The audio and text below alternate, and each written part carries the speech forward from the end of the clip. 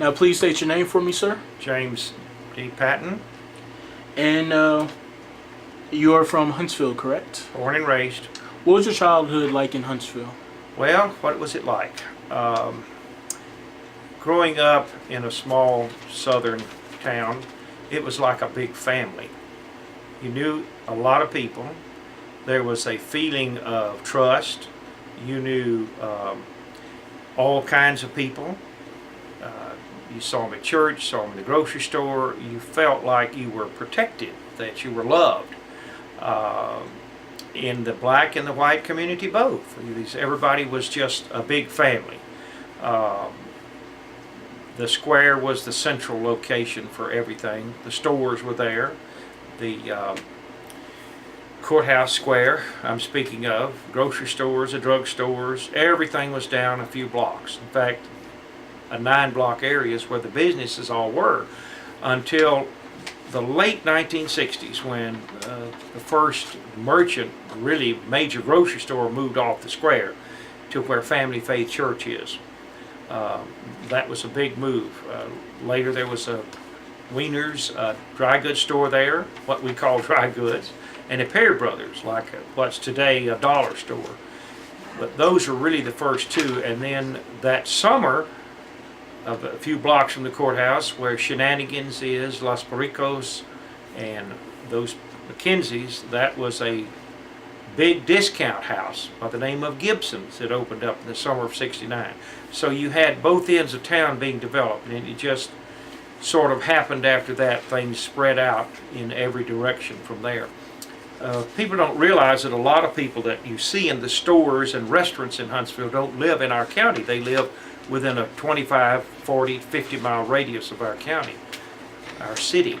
They come to shop and buy their goods.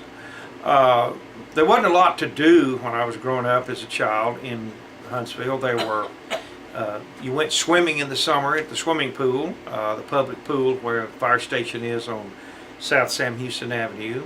There were picture shows, too, the Life of the Town, and the drive-in, the Pines Drive-In, where McCoy's is located today. That was a big entertainment to go to the drive-in. A few little hamburger stands around to go to. But it really was very pleasant growing up. We played out in the neighborhood. We didn't have a lot of children in our neighborhood, but you played. You felt safe walking to the square in the hot summertime. All day. Ice House was up on 12th Street. I can still hear those ice machines slicing the ice in the summertime for people that pick up shredded ice or chipped ice. And of course, in the summer you took watermelons up there to store to cool them off. You paid a fee for that. And then in the wintertime, people took their deer carcasses up there to store at the Ice House in that refrigerated area. That was something that was just, you did it. Filling stations were all located within 2 or 3 blocks of the square. The church is all downtown. It really was like a Norman Rockwell's America. Now, the ugliness of things that happened, we never heard or saw as a child. We're protected from if there were things that happened. I remember a particular one case in which a African-American man was accused of murdering a family and burning the house down. And my father was obsessed with it because he knew that this African-American had not done it. And there was a trial here. In fact, there have been some things written about it recently. About the murder case, and the man did not get the electric chair. He did serve time, but a lot of people knew that he had not done the deed. My father would mention the man's name to me periodically, and I'm like 6 years old, and so led me to think there's something more to this picture than what he's saying. He wanted me to know there was something wrong about this situation. Dan Rather's book, Rather Outspoken, mentions it in the epilogue. So that doesn't name the person that actually did the deed. But anyway, those are some things that happened as childhood. Of course, rolled around October was the rodeo, the prison rodeo. That was a big deal. Now, people in Huntsville didn't like it because there were only 4 roads out here. Highway 190 East, 19 East, northeast and southeast, southwest, with the two east roads, 19 and 190, let's say. You had 75 north and south, and Highway 30 west, going west towards Bryan. The traffic was just unbelievable at 4 o'clock when the rodeo let out. It was bumper to bumper. Didn't have a lot of police officers to direct the traffic around. Town was really at a standstill for 2 hours. They parked all up and down wherever they could find a parking place. A lot of people made money parking cars, and a lot of the merchants, the grocery stores, the cafes, the filling stations, made their money on the rodeo through the whole year because people would come from out of town to go to the rodeo, and so they made a lot of money. But they complained about it because of the traffic and the congestion. But that was a major money maker for many merchants for many years, the 4 Sundays in October. Even if it rained, they would sit through a rainy rodeo. People still ask about the prison rodeo, even it's been 31 years since it ended. Those are some things I remember, and of course school programs that went on in the school system during the year that would happen, church programs around Christmas and Easter. You would have those things that would be major for children. There was always a Christmas parade in the fall, and a homecoming parade for Sam Houston in October. That was a big deal. Those were big things. The county fair in October was a big thing. Ended in 1955. Picked up again in 1978. That was a major doing, going to the county fair. It was always in October, though, when the crops came in and people's canning and quilts and all that sort of stuff were exhibited. That was a big, big deal, the county fair. Those are some of the things that I have vivid memories of going on in Huntsville. Christmas parade, the homecoming parade, high school football games on Friday night. Those are some of the important things that I remember happening in the year. Of course, school was September to May. Usually after Labor Day, and it ended around the end of May, and it was always great to get out of school at the end of the summer, you know, in May, in the springtime, to be free and play. We did a lot of playing outside, but those are some of the pleasant memories that I remember as a child growing up. And then fast forward later on, as I grew older in school and out of college and at Sam Houston, the various and sundry things that I remember about those years that I came along as an adult and working in the various places in town. There's still a feeling of a small town here where there's so many people know each other. Movers and shakers in the community, if you look back in history many times, were the people that moved into the town that made things happen in the community, that got out and got involved in things. Now the neighborhood segregation, I remember the town's areas. Needmore, which is Avenue M, was primarily, still is, African American neighborhood. The drag was where all the African American businesses were.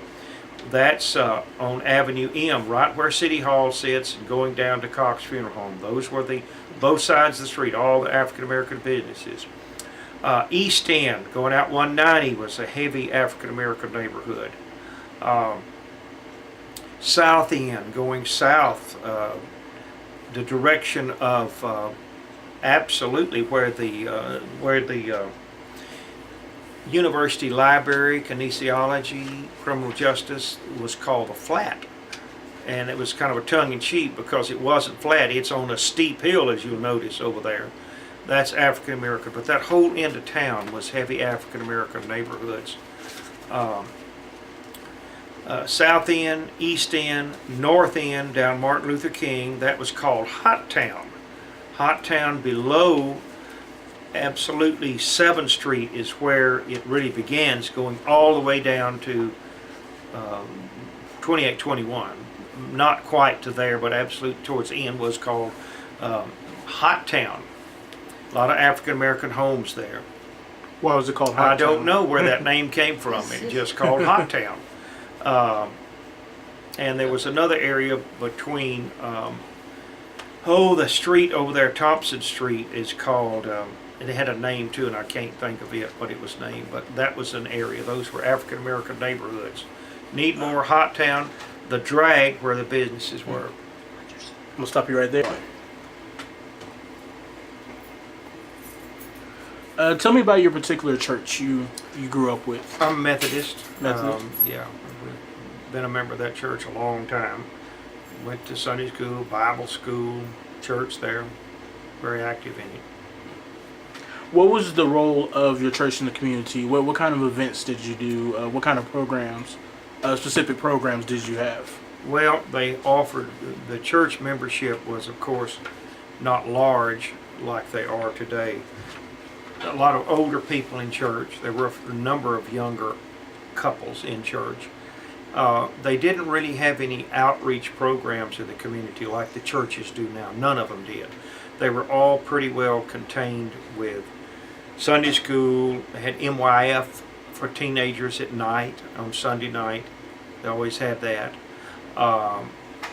They had nighttime church services. But so far as any outreach programs, I'm not sure of any of the churches that had those programs in the community. That was just something that's in the last so many years, which is great. We just have a increased population, and we have people that need help, and we have lots of homeless people. We've got lots of people that need help, and that's where a lot of times they'll go to the church for certain things. They don't go for other things to church, but that's what primarily was there. In your opinion, what effect did the Jim Crow era, segregation, what impact do you think it had on the church? On the churches, the African American churches and the white churches have such a different style of worship in the South. I remember in 1965, students from SMU came to Huntsville. Now, in the summer of 1965, on July the 18th, 1965, I was in the Live Theater, and the movie or picture in those days was entitled The Yellow Rolls Royce. And one of the guys, there were 3 or 4 boys that would always go to the picture show on a Sunday afternoon. And we went, one of them went to get popcorn or Coke in the lobby and came back in and said, colored Negroes, or whatever the term was, to the rest of the boys there, are out picketing out front. And I remember seeing them out front picketing. And the boy that ran the box office called the owner and he said, let him in. So prior to that, African Americans were seated in the balcony of the theaters, and they were, I'm not sure how clean they were or accommodating the balconies were in those days. I saw it later, and it was pretty shabby looking after integration. And he said, let them in. And so they came in, and they walked all the way down to the front and sat down. And I think 20 or 30 of them. And I remember a man coming in, I guess had seen them, and standing there, we were on the back row, and standing there at the back, they had curtains that parted, and I remember him making some racial slurs. I knew he was, and he got his daughter out of there. The African Americans got up and spread out into the theater in various seats, and didn't stay long, stayed maybe 15-20 minutes, and they got up and left.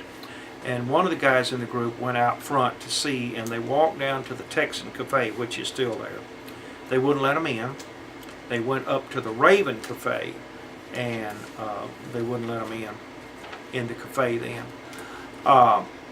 And every night, I'm going into what I remember, the series happened every night for a week or so, and I can't remember, they would march to the courthouse square, march around the square. In protest? In protest. They had pickets and protests. I remember going down and watching it, seeing them protest. My folks didn't really say anything about it, but I heard lots of comments from people in stores, in the dime stores and grocery stores. I'd hear comments about people, and my folks didn't say anything about it.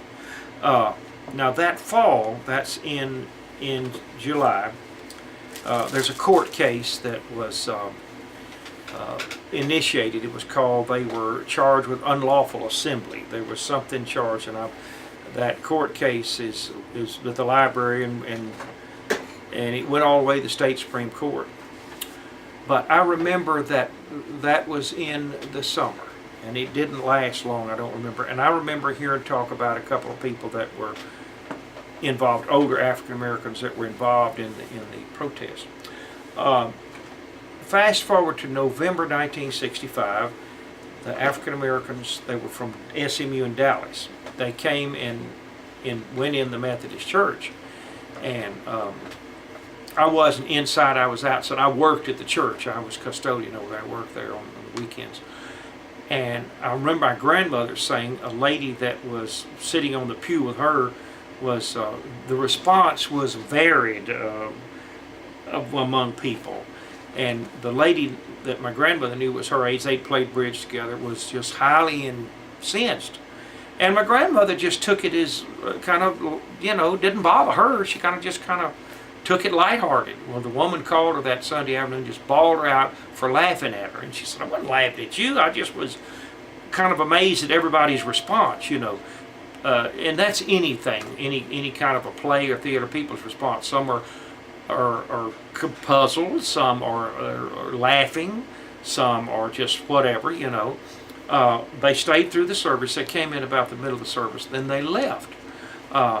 One lady in the church was highly incensed, called the president of SMU on the phone, like he could stop them. That's the only time. Later on, other African Americans have joined and been in our choir and sung in solos and will come to church at various times. But in the South, the worship for African American churches is so different as funerals are than the white churches. More so now, you see a more informality in churches. I don't think it's in the Catholic or the Lutheran or the Episcopal church, but many of the Baptist churches and some of them.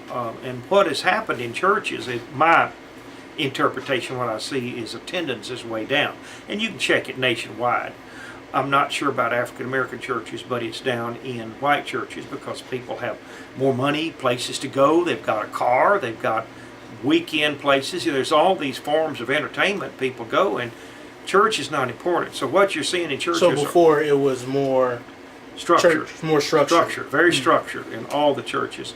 I'm assuming the Baptist. And then later it's more, everybody's kind of going everywhere. Yeah, every direction. The dress, the informal dress now. I wear a suit and tie myself. I just can't go in church dressed like that. Mm-hmm. To me, it's respect. But more so now, people are not so shocked if an African American comes in to church. They just were. It's like they were confused, like afraid. Again, as I told you, fear. They're afraid. Like, what's this person going to do? Are they afraid of me?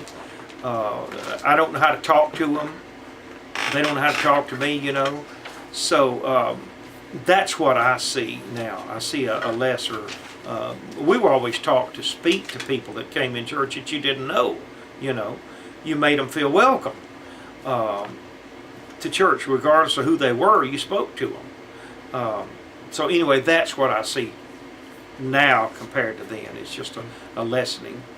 And churches are reaching out in communities, and which is great. I think it's marvelous that we're all so comfortable with each other, that we can talk to one another and not be afraid of each other.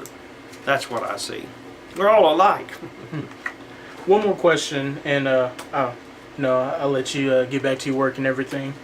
What do you think the legacy of the churches or your particular church in Huntsville are on the city? What do you think their legacy on? What story do the churches tell of Huntsville? All churches today? Or your particular, whichever your What's church. What's it doing today? Mm-hmm. Today, the legacy is going to be involvement in prison ministry. its involvement in, they've adopted the Mance Park Middle School to help those kids up there. Mentoring program, helping them. We have a program now that's called Stephen Ministry, which my wife is a member of. And if you Google it in, Stephen Ministries in like 400 and something denominations or churches.